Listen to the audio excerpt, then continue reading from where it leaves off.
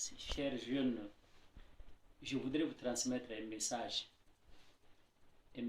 venant des producteurs agricoles de l'Afrique de l'Ouest.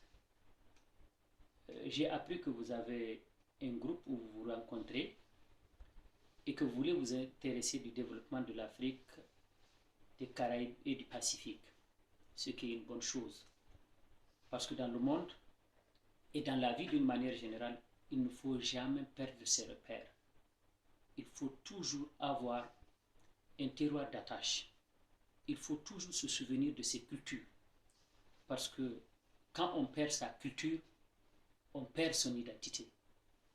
Il faut reconnaître qu'en Afrique, contrairement à ce qu'on vous dit, que tout est mauvais en Afrique, ce n'est pas vrai. Tout n'est pas mauvais. Bon, tout n'est pas aussi bien.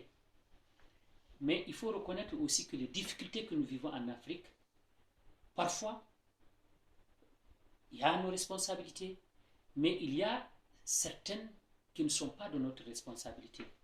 À titre d'exemple, les accords de partenariat.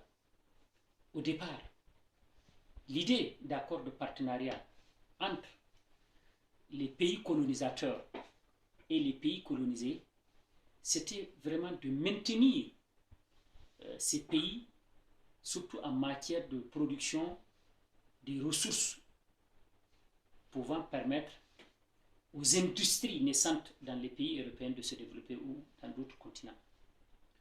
Alors plus tard, les gens se sont rendus compte que les Africains étaient des perdants parce qu'on ne peut pas continuer à produire la matière première et que cette même matière première soit transformée et qu'on ramène encore vendre dans notre région 3 fois, 4 fois plus cher.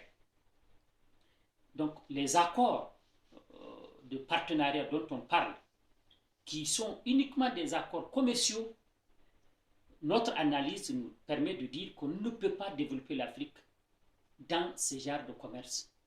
Il faut orienter le commerce entre, que ce soit l'Europe, que ce soit l'Amérique ou d'autres continents, il faut que ça soit axé sur le développement. Alors, d'où nous nous battons chaque fois pour dire que nous ne comprenons pas pourquoi nos États, nos gouvernements viennent signer des accords sur des produits que nous pouvons produire dans notre région. Vous prenez par exemple le mil, vous prenez par exemple le maïs, vous prenez par exemple les tubercules, vous prenez par exemple la viande, le lait. Ça, c'est des produits, le riz par exemple, ça, c'est des produits que nous pouvons produire nous-mêmes dans notre région. Mais pourquoi on va continuer à faire venir ces produits-là, d'abord qui sont subventionnés et qui vont venir concurrencer nos propres produits sur notre marché? Aujourd'hui, ce qu'on vit, le lait en poudre qu'on nous amène, alors qu'on a la capacité de produire suffisamment du lait, suffisamment de la bonne viande qu'on peut véritablement utiliser dans notre région à travers des échanges entre nous. Alors tout ça là, ces accords là viennent déstabiliser ce développement là. Nous avons élaboré des politiques agricoles. Ces politiques là, on est en train de les mettre. L'Union européenne a mis 50 ans pour mettre en œuvre sa politique agricole, la PAC. Alors nous, c'est en 2005 qu'on a adopté la politique agricole de la CEDEAO. On ne nous a même pas donné le temps de mettre ça en œuvre. Maintenant, on veut signer des accords qui vont venir encore remettre en cause tout ce qu'on a pris comme engagement. Qu'est-ce que nous avons mis dans les documents? C'est d'abord avoir une politique cohérente, c'est d'abord mettre l'agriculture au centre des politiques, c'est avoir une agriculture qui respecte l'environnement, c'est avoir des investissements adéquats, c'est avoir des infrastructures aussi pour le stockage, pour la transformation, qu'on ne soit pas seulement des gens qui produisent des produits, la matière première, et on envoie ici, qu'on commence à mettre des petites unités de transformation. Et tout ça là, en signant les accords, on vient déstabiliser tout ça là. Donc la pauvreté va continuer. On va continuer, nous, juste à être des gens qui vont recevoir des produits qui vont venir d'ailleurs. Et nous ne pouvons pas continuer à accepter ça.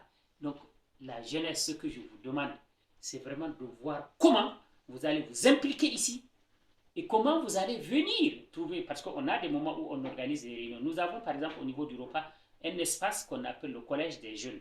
On a le collège des femmes et le collège des jeunes.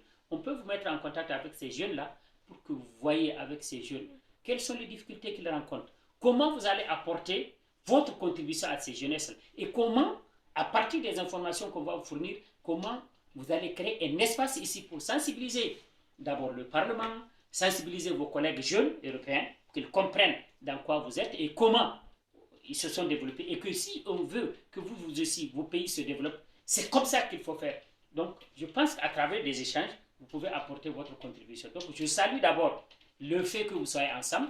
Je salue que les ressortissants des pays africains, pacifiques et caraïbes se retrouvent, échangent, parce que c'est d'abord à travers le dialogue que vous allez construire tout ce que vous voulez, mais je pense aussi qu'à travers les accords de partenariat, vous pouvez jouer un rôle important pour renverser la tendance. Donc je vous salue, je vous remercie et je pense qu'on aura l'occasion à ce que je vienne vous rencontrer ou que vous veniez en Afrique pour qu'on discute et voir comment nous allons travailler main dans la main.